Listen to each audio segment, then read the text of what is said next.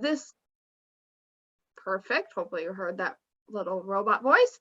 The Coffee Talk will be available to watch later on the Alliance website. If there are parts you want to share with your colleagues, please mute yourself. If I had $1 for every time I told someone to mute themselves on Zoom, I would be a millionaire. And then unmute if you want to ask any of the speakers any questions.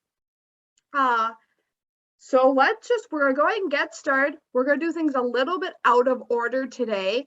Representative Poston is on the call. Thank you so much for joining us. And since he has to log off early, I'm going to let him give his update first before we turn it over to our guest speaker. Representative Poston. Thank you, Katie. Good morning, everybody. And I am really glad that these meetings are starting up again. I find them extremely helpful. Just a few things to talk about this morning. First of all, you've been hearing in the news about the $250 million frontline worker bonuses. It would appear that they've come to some agreements, and so we will be going back into special session soon, hopefully to pass that legislation so that money can get out to those frontline workers. I don't know all the details of it. I don't serve on that committee or task force. I can't remember what they call it. I'm glad I don't serve on it. But they've worked for a couple of months to come up with the legislation that we'll look at in special session. In our own backyard, and I see Melissa's on the call, I'm glad. We just had a great capital investment House committee tour of the Bachelor Block Opera House. It went really well.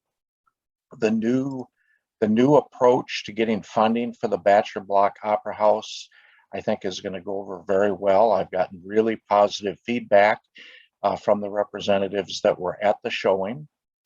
I also, the mayor and I have invited the governor to come visit and take a look at the building. So we'll get the governor to come take a look at it, which would be great for our community and great for the project.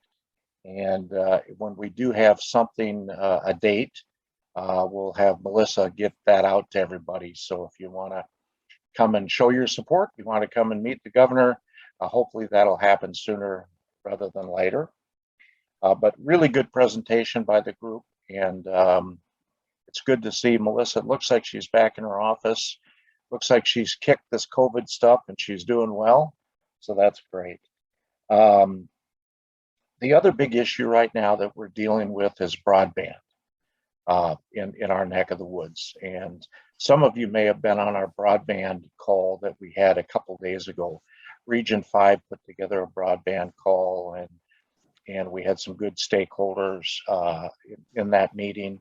And I'll just want to update you very quickly, but $70 million was appropriated by the legislature for the biennium, which is twice what we've done in the past.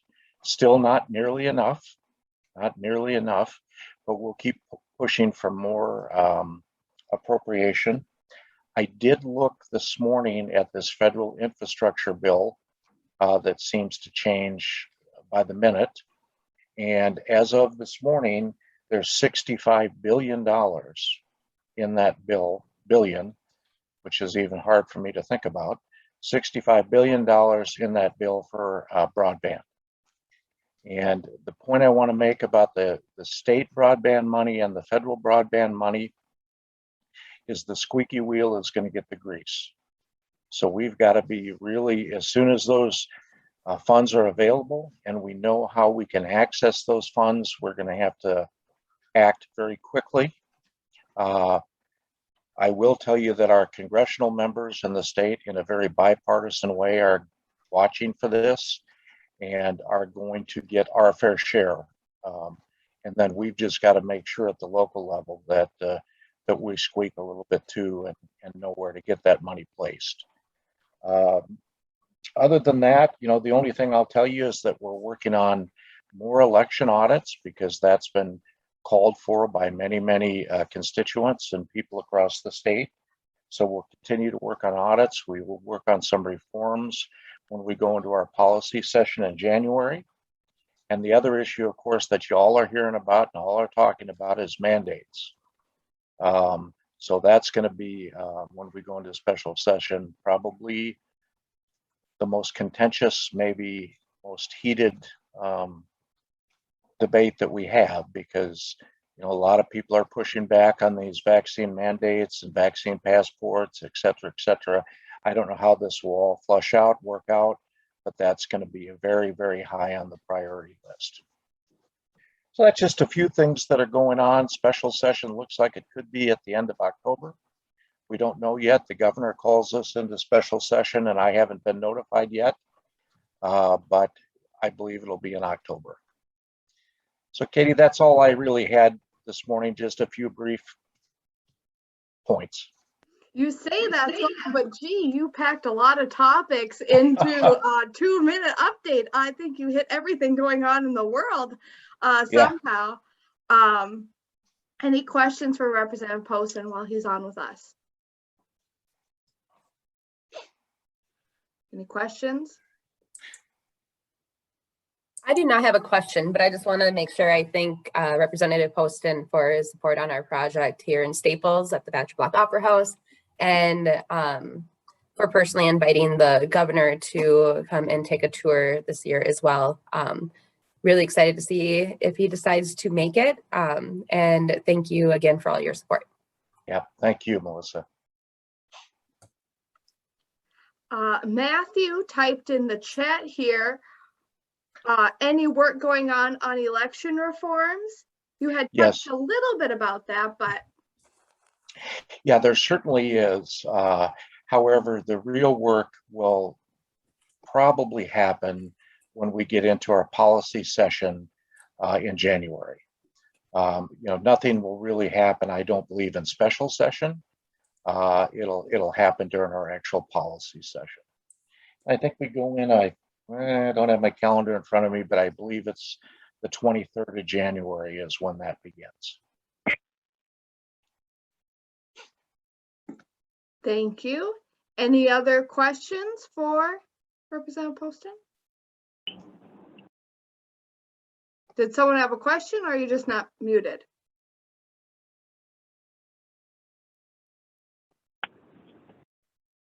All right, any other questions? Yeah. Oh, go ahead, Dean.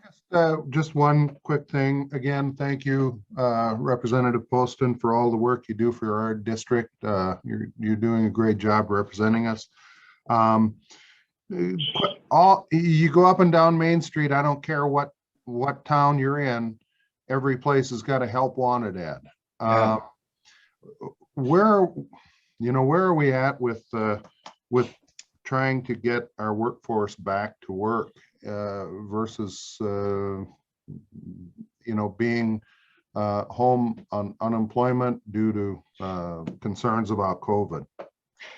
Dean, thank you. First of all, Dean, I thought that the extension on the unemployment when it came to an end a few weeks ago would change things pretty rapidly. It hasn't. I know that because I'm a business owner and we've been struggling with help all through the summer. But we are starting to see some people trickle back into work. Unfortunately, for a lot of businesses up in our neck of the woods, it's now after the season. So things are slowing down. So it's that there's a little effect of that. There are some people that really are quite nervous about COVID and aren't going back to work because of that. And I guess I understand that in some circumstances. The part of the workforce that really confuses me is young people. And I'll just give you an example. We operate a catering business and we've always been able to hire young kids, I'll call them 16-year-olds, to work catering events for us. And it's been very difficult this year. We had 74 weddings, so my partner now is completely bald. Every hair on his head has fallen out as we've gone through this summer. But I went to a catering event 2 weeks ago, and there was a young man there, and it was his first job with us. And I said to him, I said, "Where are all your friends?" And he kind of just shrugged and rolled his eyes. And I said, "Why are you here?" And he said, "I'm 16, I have a driver's license, and my father told me I couldn't drive the car unless I had a job." So I said, "Awesome, I love you. I don't know your dad, but I love you." You know, and we need some more of that, I think, because we're not getting young people getting back to work. And Dean, I don't know how we solve that. And I don't know how much of that would help Main Street, but it certainly wouldn't hurt. And I think as this extended unemployment goes, not being there goes on and on, we'll start to see people coming back into work. And certainly if COVID gets better, that's going to help us too. Yes, and as you move into the special session, you talked about with some of the mandates regarding vaccinations and such for healthcare workers. You already have a strain on the workforce, and you've got these people that have been on the front lines all this time, and now to say you either get a shot or you're not working for us anymore is just an absolute travesty. Yep, I agree with you completely, Dean. And I can tell you across the country, there's a lot of pushback on this. And these mandates, I just had a meeting this morning, and I'll give you an example of where they're trying to drive this moving forward. So we know that Army folks or military folks have to get vaccinated.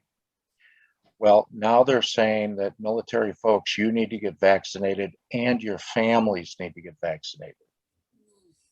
And now they're saying healthcare workers, you need to get vaccinated and your families need to get vaccinated. So they're trying to mandate more and more vaccines. And Dean, I'm with you.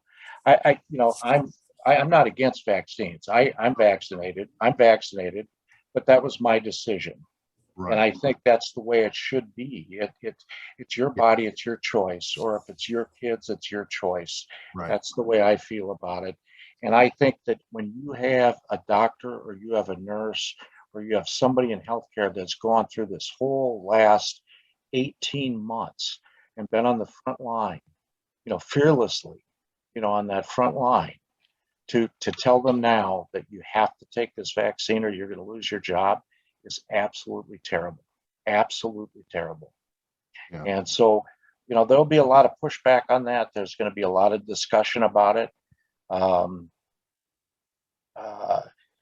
don't know what they're going to do with these military. I just saw something pop up on the military question. I didn't catch it fast enough, but I think if the military says they're not going to take it, obviously they're not going to get fired. Okay. So I think what's going to happen there is they're going to be required to get testing done on a regular basis. And here's the catch. They're going to be required to pay for the testing. The message that popped up, Representative Poston, was Brian Tollefson said that he did just read an article that if a military member does not get vaccinated, they will be dishonorably discharged. Yeah, I have heard that. I don't know that is a for sure thing, because we certainly don't want or can afford to have a lot of that happening. The last I heard, and we do have an update weekly on this, is that they'd be required to get tested and they would be required to pay for the testing. I hate to interrupt this really important conversation, but I do want to stay on track to somewhat local issues, although this isn't not a local issue. So Dean, thank you for bringing it up. Representative Poston, thank you for sharing it's always important to know what you're thinking on these topics. Thank you. But I am going to try and circle us back to Wadena County a little bit just for the sake of time. So are there any more questions for Representative Poston before we move on? All right. Katie, well, Katie, thank you for having me on here today. It's good to see all of you. I look forward to being on as many of these calls as I can. And if I can help anybody with anything, get a hold of me. Thank you And so much for joining us. You've been Yep. such a great attendee and presenter on these talks. We really appreciate it. Yeah, thank you for having me. And you all have a great day. I've got to run to another Zoom. Bye-bye. Bye-bye. All right. So now we're going to turn it over to our guest speaker, Bart Graves from Sourcewell. Bart, do you want to take it away? Okay. I just want to thank Katie for inviting me. We've talked a few times, but COVID's kind of busted things up a little bit. And just to kind of give you a little background where I'm from, I've been a guidance counselor, ag teacher, started out teaching ag, was a guidance counselor for 23 years, kind of in the Wilmer area, Wilmer High School, Benson, Morris areas. As I've actually worked in some machine shop and I was actually a youth pastor for a few years. And then I took a job at Sourcewell here to work with career readiness. And I've been here for 7 years. So we live right here in Staples. And along with, like I say, just kind of looking at the changes, what do our students need as we start looking at careers and career planning and that whole workforce piece. How do we start engaging those students and making a little better transition from that high school senior year to into either the world of work or the world of college. And that's just kind of, we've really expanded that program as I started as the lone career and college readiness person 7 years ago. Now, just in career readiness, we've got about 20 in our program. And then with Education Solutions, which works in a broader base, we're close to 40 people, including those CCR people. So our department's grown quite a bit, and we're just looking at how do we really make a difference for the students in our area. And while we're doing that, how do we make a difference for the businesses and the communities? So I want to just throw a few pictures up here.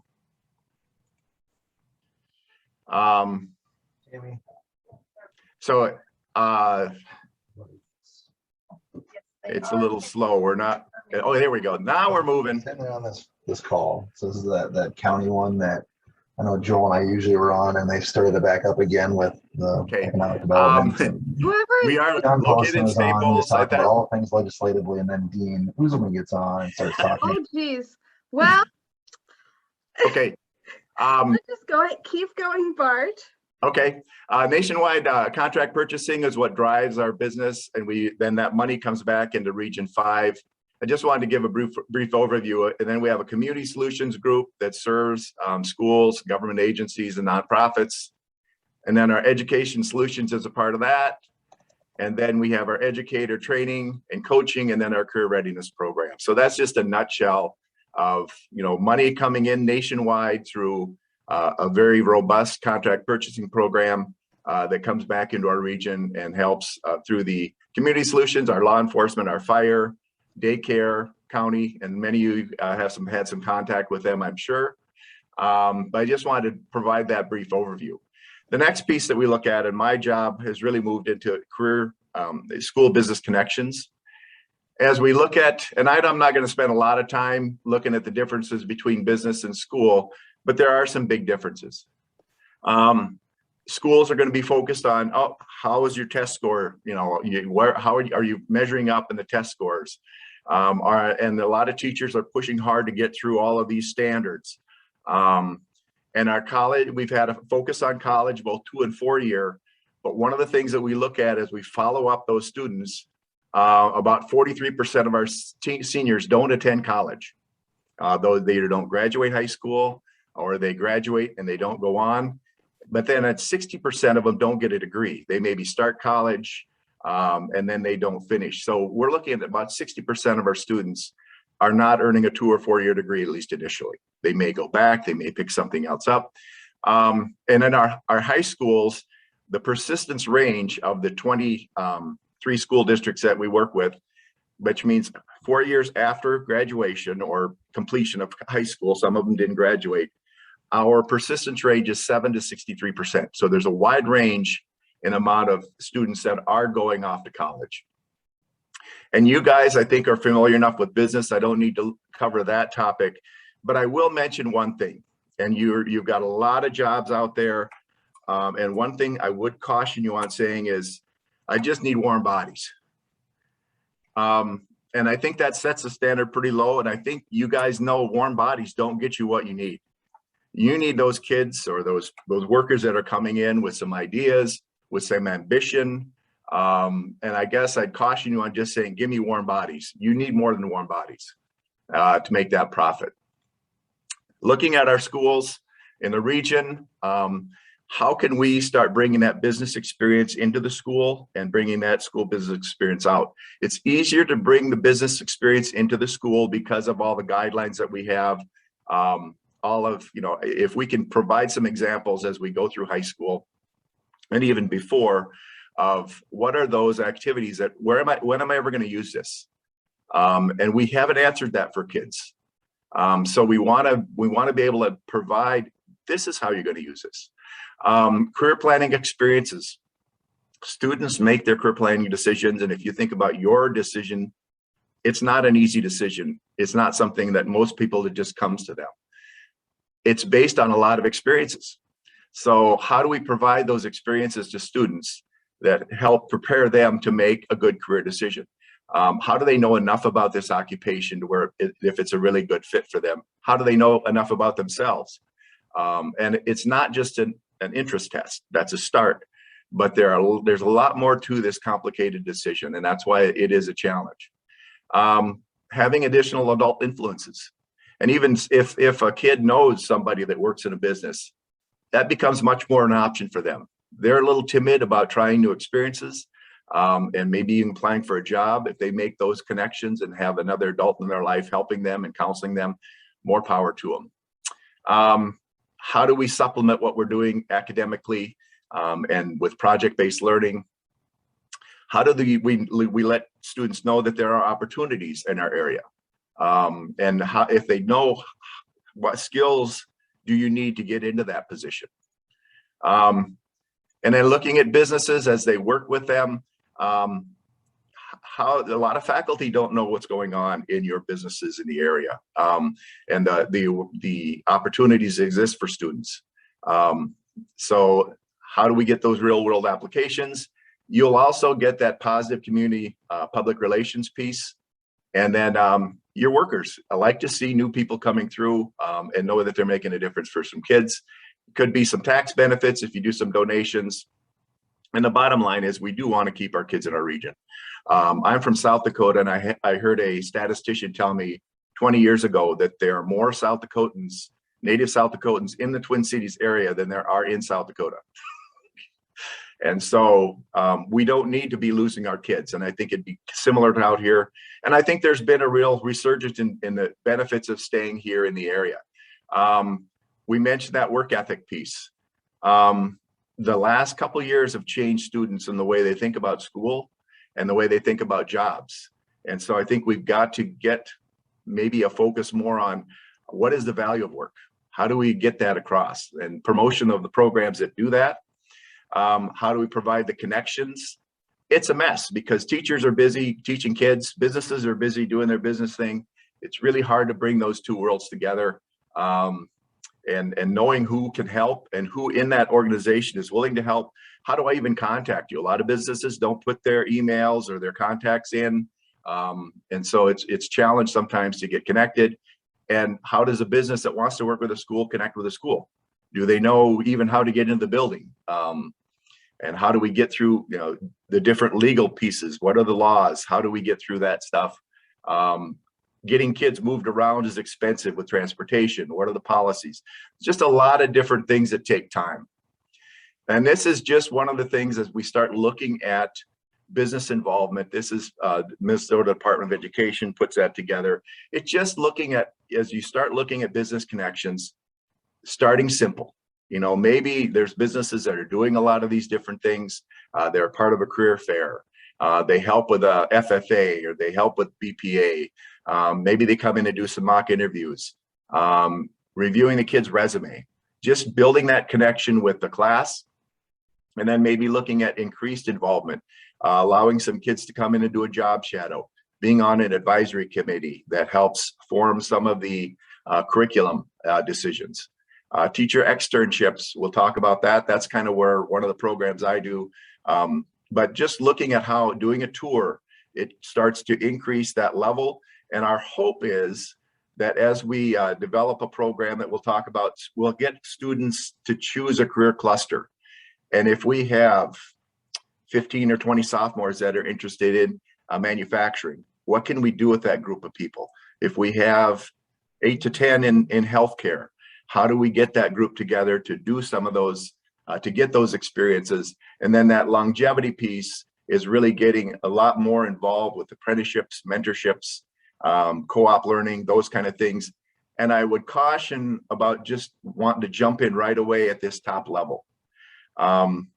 And one of the things I'd say, it's great to have these programs, but we also need to feed these programs through. We need to give freshmen some experience in manufacturing and healthcare, and the opportunities exist out there in different areas. And as they get exposure and get that idea that I want to do this, that then they're more likely to jump into something that senior year. If we just offer this kind of standalone, a lot of times we don't get students to participate. I got an example of a school that has a great apprenticeship training program, high investment. No kids are in advanced manufacturing this year, which is the area where they pull those students to do their apprenticeship.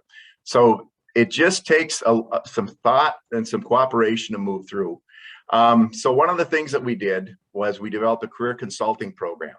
We have all these programs. We kind of have some ideas about what we can do.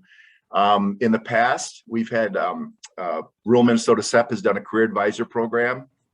We've helped work with that program. And the Bridges program out of is a Bridges Academies or Pathways program. We had these two programs out there, and due to some of the changes that were going on, we decided we want to pull those programs together and consolidate and help to see how we can maybe help these students with their career planning and bringing those resources into the school. So we have right now 10 career advisors that are in schools. And I have actually been signed to the Wadena Deer Creek School. So 2 days a week, I'm at Wadena Deer Creek. We also have Steph Grange. She is in Monaga and Staples. We have a consultant in Verndale, one in Bertha Hewitt. So we have these people placed in those schools, and we're just kind of gathering information now to see what the next step is going to be for us. Our eventual goal is to help build career pathways so students can choose a pathway and change it if they need to, but helping them to get some experiences and then bringing some experiences to that classroom. And I really do like the idea of just to kind of give an example. If we have a driver's ed class, can we, as they're learning the aspects of driver's ed, can we bring in a nice semi and show them what stopping distance looks like and following distance for a car, and have them get up in the cab of a truck just to see what that's like. And some kids are going to say, hey, maybe this could be something that I'd want to think about. Or how do we get them into these, maybe doing, and this is just spitballing here, I did some machine tool stuff. Can we do a precision measurement in math and maybe bring in some of the parts that need to be measured to see if they're in tolerance? Those kind of activities help get kids thinking beyond a worksheet, beyond a book. And if we could start developing those pathways and giving them the students some experiences as they move along. If we do CPR, can we get the EMTs or somebody from the hospital to do that rather than just having the teacher do it? And they can build a relationship. They maybe get to see the inside of an ambulance. Those kind of opportunities, which are what you people can come up with more than I can, because you know what things might work. Fitting programs to the specific schools and teachers. That's part of our job right now, is to get to know those schools. And then look at business engagement. How do we work with businesses and develop those relationships. Really, we want to see those relationships developed with the teachers and with the students. So the externship program is one of those pieces. It's we allow the teachers to spend a week in a business over the summer, and Sourcewell pays them a stipend of $800 to do that. The business's responsibility is really to just help get that teacher acquainted with the business. It's a week long in the summer, like I mentioned. It's usually 4 days on site and then a day to write curriculum or build connections. And we've been liberal. If they want to do 2 businesses, they can do 2 businesses. And the goal there is to help that teacher build a partnership with that business, and then also to know what occupational skills are out there, and they can refer students. I was at one this summer, and the teacher, they were looking for workers, and the teacher said, you know what, one of my football players, he's looking for a job, and he's doing this job, and he's really tired of it. This would maybe be a good company for him to think about looking at. So don't know how that turned out, but those are the types of connections that we look at. And if you are familiar with the Sabika area, I'm going to see, we had a little sound issue, see if I got that fixed. There's a video, if this runs, will be good. But the teacher, Jacob Oyster, did a externship at the GIS co-op. And so let's see what we get here. Are you getting sound? No. Oh. Well, I'm getting it, but let me see. No, I'm not muted. There should be in advanced settings, there should be a share audio option. Yep. I thought we changed that once. Let's try it again. Okay.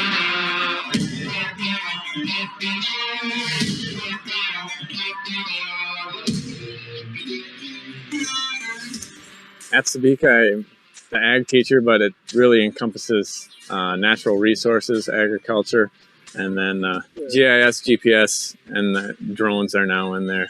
GIS in a nutshell is mapping, but in the last 5-10 years, it's really changed to web mapping. The overall goal of the GIS team here at CNS is to assist companies in getting that fiber deployed and built for cheaper, faster, and more efficiently. So for Jake to be able to come here, learn from a bunch of GIS professionals, and then be able to implement that in this class is going to be great.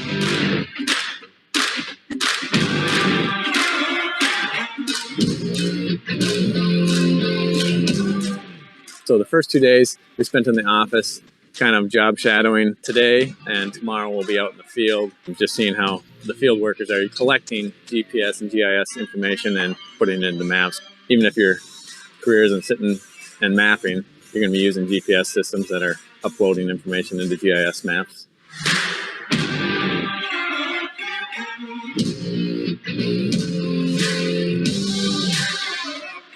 The economy as it is, it's been a struggle to find more employees. Seems to be a shortage of workers, but at the same time, part of that's just that nobody else knows that we're even around. And so getting more word into the schools and with students would be great. It's invaluable to see what the industry is doing. In every class, someone's going to be asking, why do I need to know this? So if you have an answer, a good answer for that, that's going to help a lot. And then once they have a reason to learn, things get a lot easier.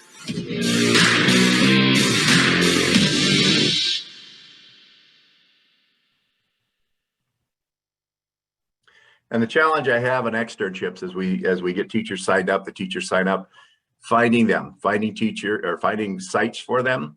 I had a teacher that I made excited. It takes about 3 or 4 contacts to get to the right person in a business. I contacted 5 different businesses to get them placed and did not succeed. So businesses are different. So if we had an idea of what places we're interested in doing externships, or even a tour of some of the teachers, that's very helpful to let teachers see what's going on in that area. The challenge is, well, is this a part of a teacher workshop? Do I just do this on my own time? Do we have a stipend for them? We'll work on all that. But if we had business partners that were willing to work with us, that'd be great. And as we start working with schools, starting small, building those relationships is important. If you're doing some things, really starting to embed kind of what you're doing, consider programs. And, you know, this is a one person at a time for me. It's a teacher with a particular business person. Things turn over, that person leaves, the school or the business, we got to kind of start over. We have a great program called Pro Start, which is a restaurant business. They've got a great format, and we've got that going in about a dozen schools in the region. And that's actually a restaurant design curriculum with a chef really making a commitment to come in once a week to teach those skills, because teachers aren't, you know, equipped to teach restaurant skills. They can teach it out of a book, but to have a chef come in and be a partner with them is pretty important. And then allowing that connection to take place. We're looking at career consultants in the area. If you're interested in doing something, connecting with our career consultant would be pretty important. And then we haven't got this approved yet, but basically a business engagement form that's just going to allow to see what businesses are willing to make connections at what level and who do we contact. So sometimes it's the boss, sometimes it's somebody on the floor. But who are those people that would be in charge of sometimes HR to run kind of that school connection piece. And our overall goal is really looking at how do we get the right message, the right kid at the right time in the right format. And sometimes that's very early. Sometimes kids turn around in elementary and they get clicked onto something, and sometimes it takes us a number of years. But I guess the thing that I'd like to see as a goal is how do we get students to make a good plan for 1 year after high school, especially if you're not going to college? What business do you want to be a part of? How do we get that start in the work world? And help you to see that there's value in that, and to maybe get addicted to a good paid job. We're looking at trying to do a CDL thing. We've had to modify because there's tons of regulation with that. And then once we have a student with a CDL, what can they do as an 18-year-old? Well, we got to figure that out. But that's kind of, you know, we're open to kind of looking at how these things can work together. And that's kind of where we're at. So, Katie, back to you. Terrific presentation, Bart. Especially, you know, we've all been grappling with this workforce shortage. So it's so refreshing to see a program like this that's really planting the seeds for the future, you know, and doing something to hopefully, you know, tackle that in a way. And it's such a good opportunity for the students and for the teachers. So does anyone have any questions for Bart? I guess I would add the workforce issue. It's a tough one. No one program is going to get it. And like I say, the COVID piece, with people worried about COVID, that's a big deal.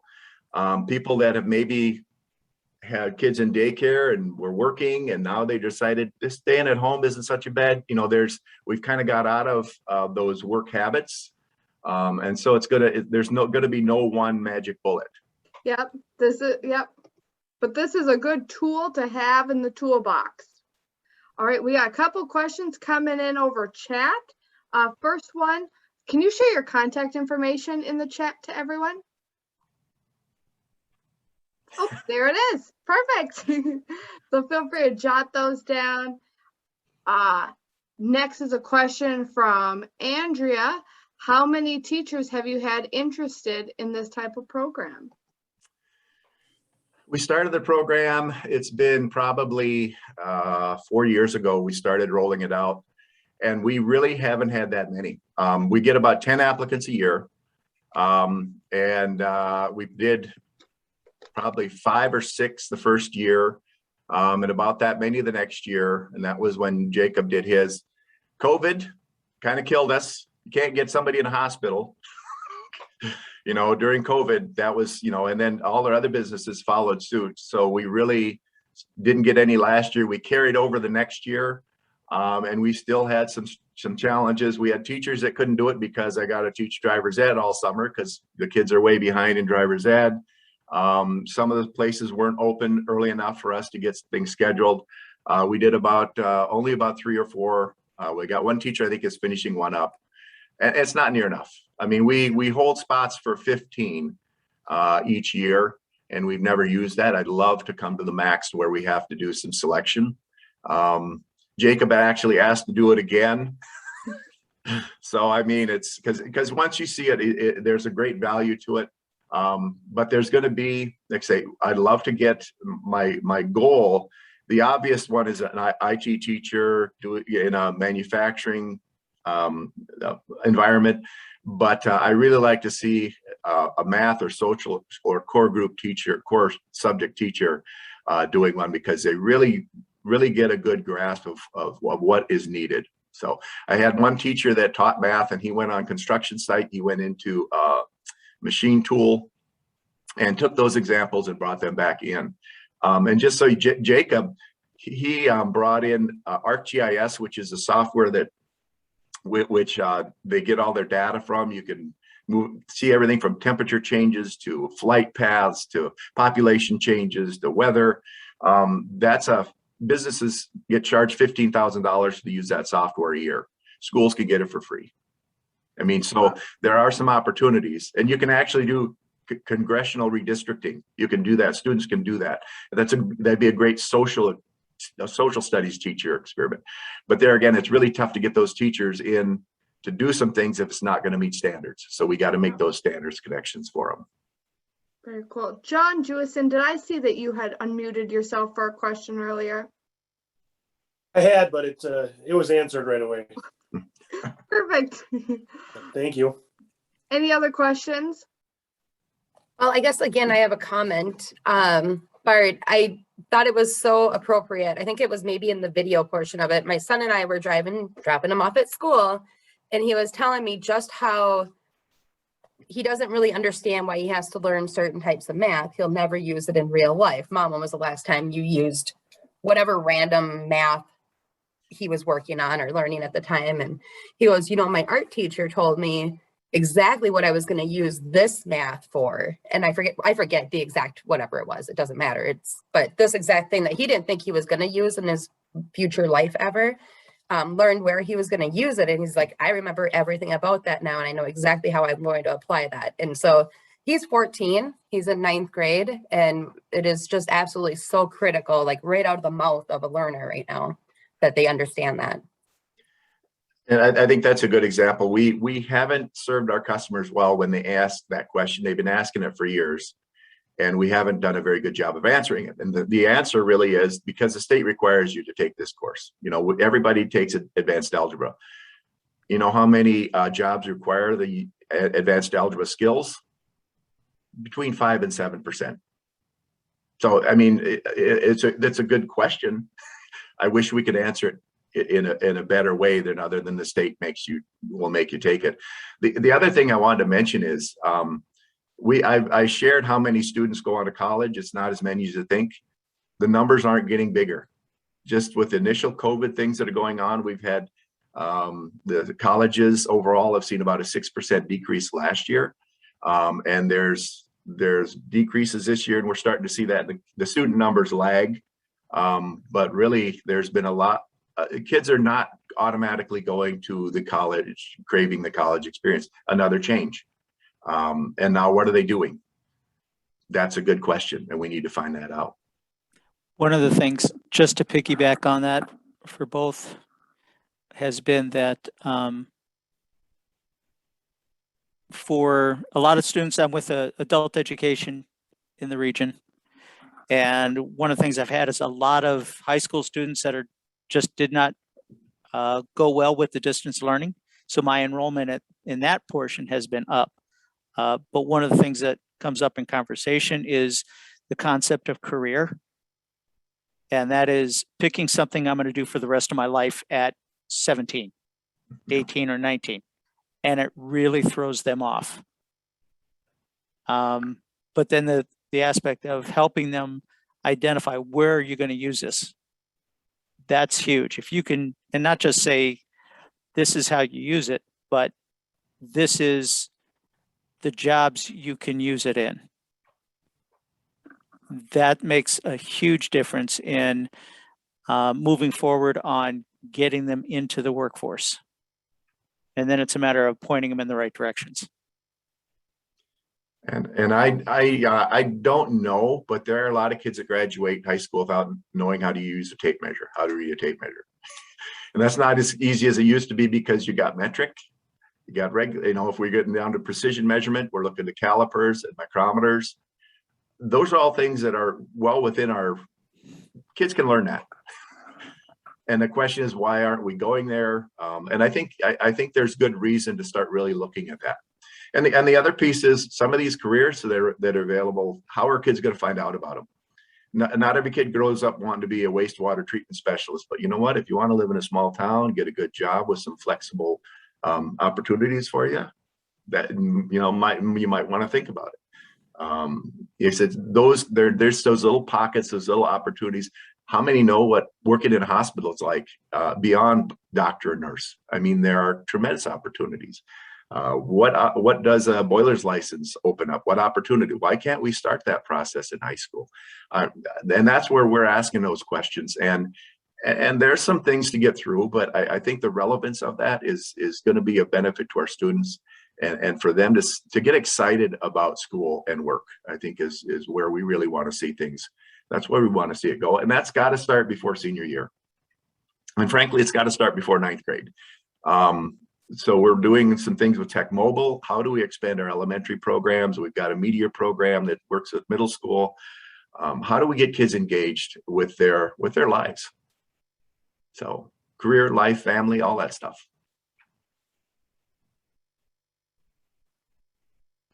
Melissa, you unmuted. Do you have another question?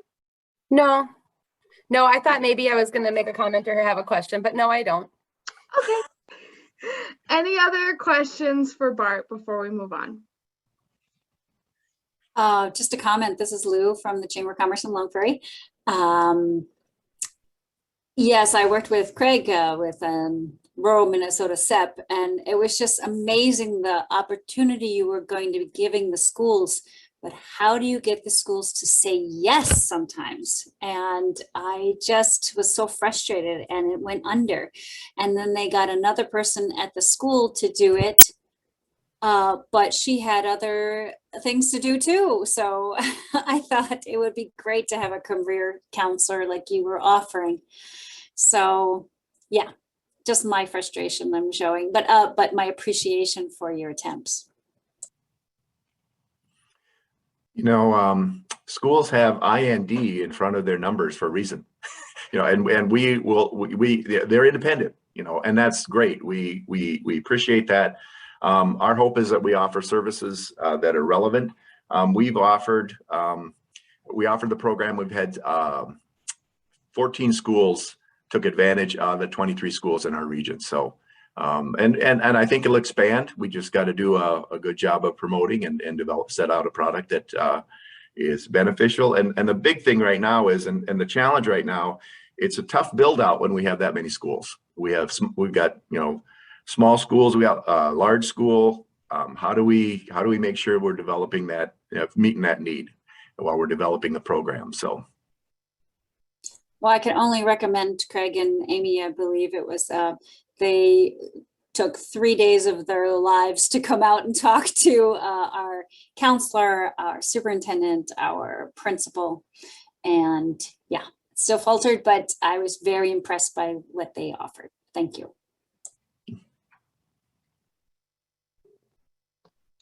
Any other questions or final comments?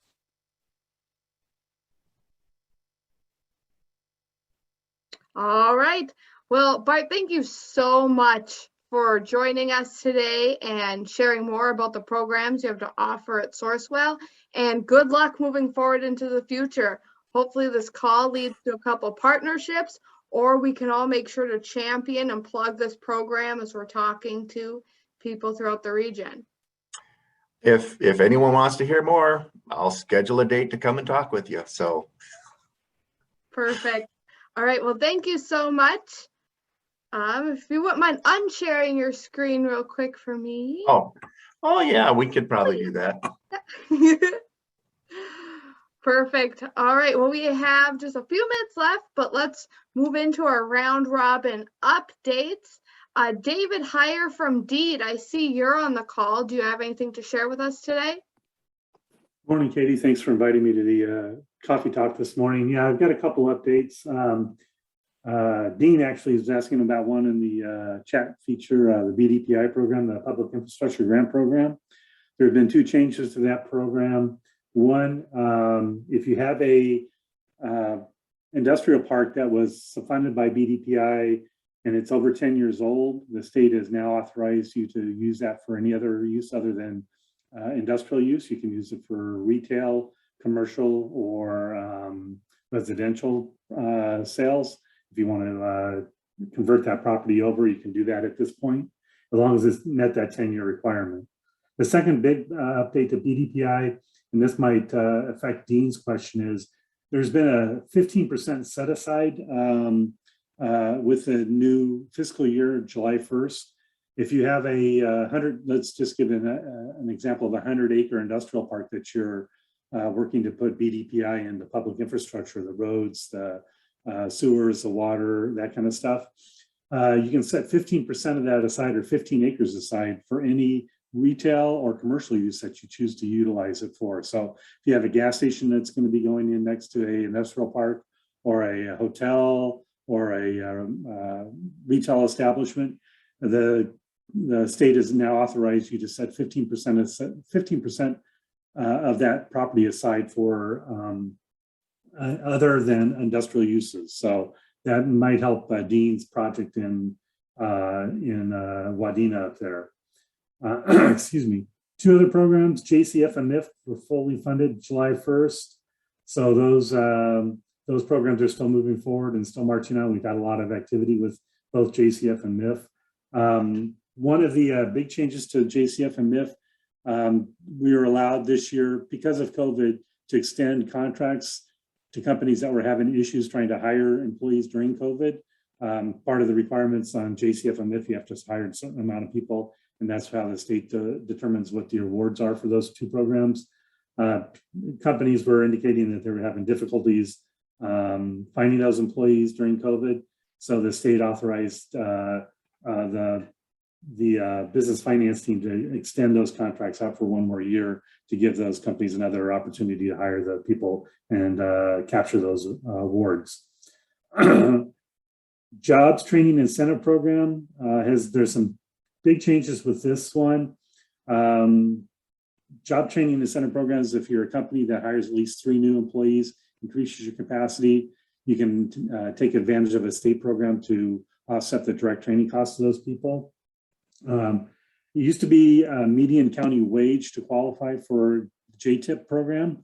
As of July 1st, that's changed to more align with the Job Creation Fund and the Minnesota Investment Fund, where it's 120% of the poverty guideline for a family of 4, which drops, I think Wadena County was around $18 or $19 an hour to qualify for this program. That now drops to around $15, or a little over $15 an hour. So the entry level wages have been drastically reduced, and I think we're seeing a lot more companies taking advantage of the JTIP program this year because of that. In addition to JTIP, the state authorized a new startup program. It piloted it a couple of years ago. It's the Automated Jobs Training Incentive Program. We call it ATIP for short. ATIP is for those companies that are automating or replacing automated equipment with new automated equipment, or automating an old line to bring it up to speed. The state was authorized a $35,000 grant to train your new employees to operate that new equipment, or if your employees are going to be obsolete from that new piece of equipment, it'll help them retrain for something else in your business rather than having to let them go. So ATIP program might be an option for those companies that are automating. The last update from the state, besides all the new programs that had popped up in 2021, the Department of DEED has been authorized to start up a new office. It's the Community Energy Transition Office. This is to help communities that were having coal or nuclear power plants in their communities that are closing down because of regulatory processes, or they have come to the end of their life for use. This transition office is to help those communities transition from that power plant to some type of renewable energies or redevelopment of the property that is going to be vacated. So that position is going to be filled hopefully shortly here in the next month or two. So that's it from Deed. Does anybody have any questions? Yes, I have a question. Oh, Sure. sorry. Oh, go ahead, Lou. Go Yeah. ahead. There was a new COVID-19 response grant program for small businesses. How did that go? Did you get a lot of applications? Those applications went to the initiative foundations. They're the ones going to be submitting or issuing those grants. So Okay. I don't know off the top of my head. That program just ended on the 29th of 29th of September, was yeah. the last day that you could apply. I have not heard any facts or numbers from our office on how many businesses applied. I know there was, let's see, $64 million, and the grants were between $10,000 to $25,000 depending on the size of your business. Mm-hmm. And they went specifically, well, they were trying to target companies that had not taken advantage of any state programs prior to this one.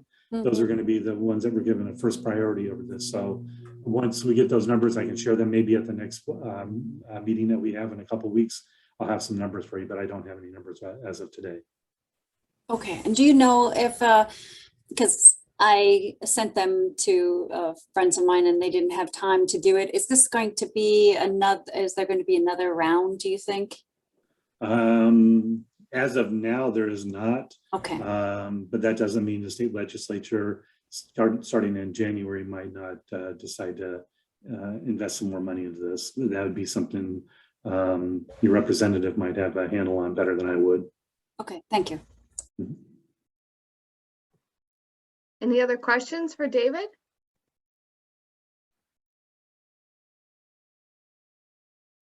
All right. All right, Thank you, hearing Katie. none.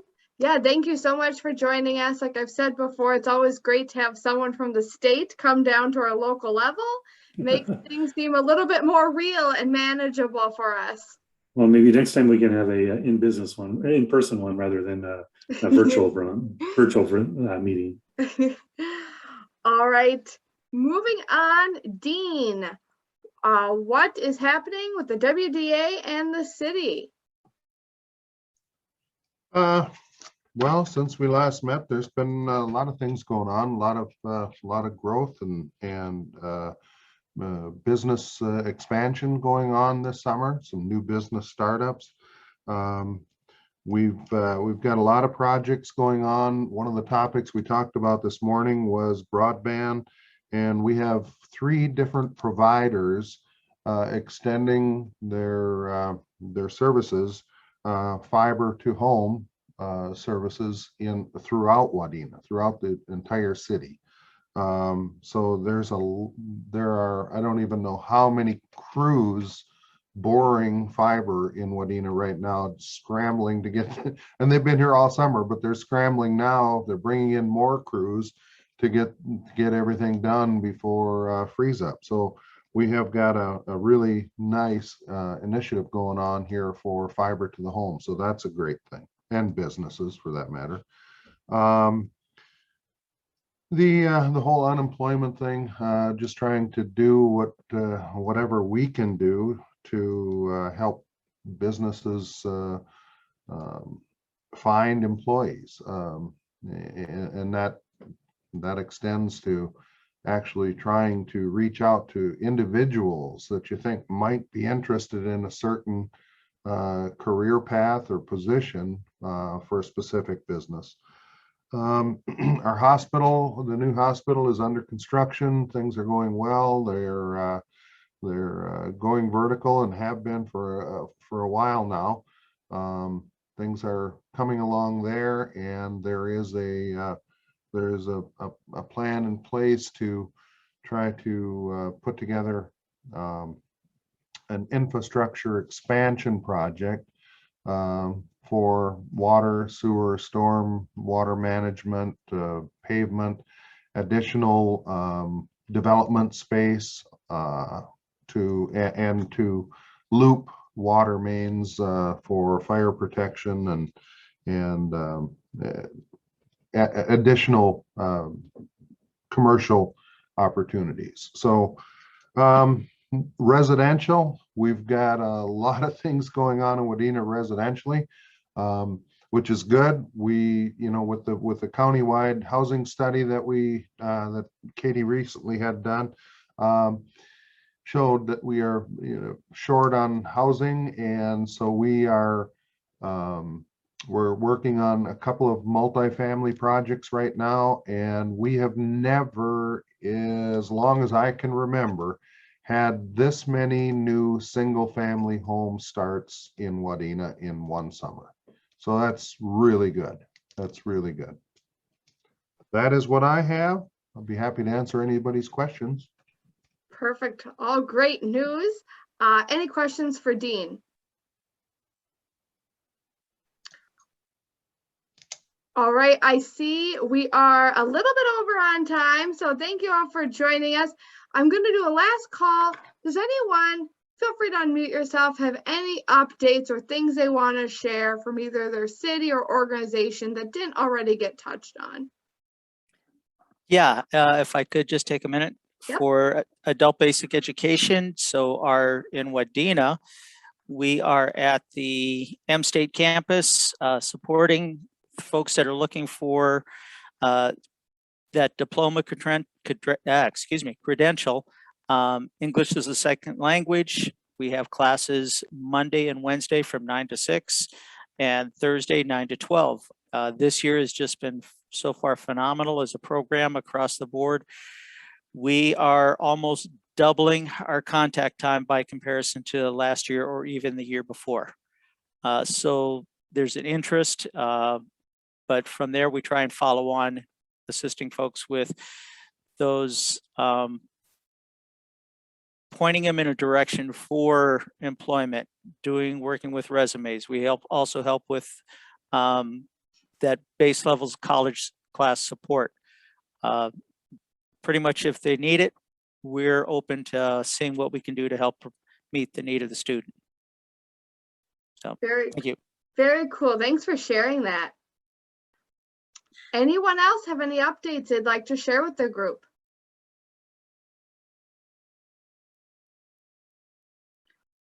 All right. Well, thank you all so much for joining us for this fall kickoff. Our next talk will be October 18th. Same deal, 11 a.m. on Zoom. I'll be sending out an invite shortly with the topic, so I hope you all can join us then. And thank you all for joining us today. Really appreciate your time. Have a good one, everyone.